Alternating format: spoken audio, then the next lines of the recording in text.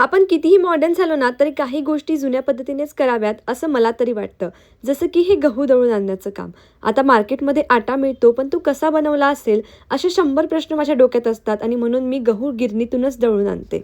आजी आल्यापासनं ना पूर्ण वेळ आजीच्या मागे आहे. आजीच्या हातानेच अंघोळ करायची, रेडी व्हायचं, खायचं, सगळं काही मस्त मजेत चाललं आहे आणि त्यामुळे मी एकदम फ्री झाली आहे. माझी माझी कामं सगळी मी व्यवस्थित आवरू शकते. मम्मी कुठेही असू दे, देवपूजेचं काम हे मम्मींकडेच असतं म्हणून त्यांनी आल्या आल्या दुसऱ्या दिवशी पहिली तर देवाची भांडी घासायला घेतली. आणि जसं मी तुम्हाला मागच्या ब्लॉगमध्ये पण सांगितलं होतं की ही बुक नवीन आहे तर 4-5 दिवस याचा लढा काही आमचा जाणार नाही.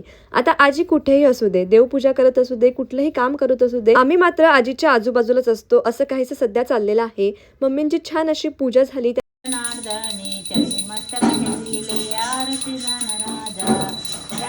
नंतर संध्याकाळच्या वेळी आम्ही गेलो होतो मॉलमध्ये.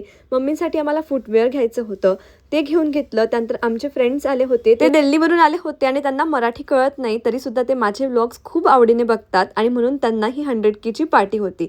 आम्ही मस्त डिनर केलं, त्यांना भेटून घरी आलो आणि यासोबतच संपवला आजचा दिवस.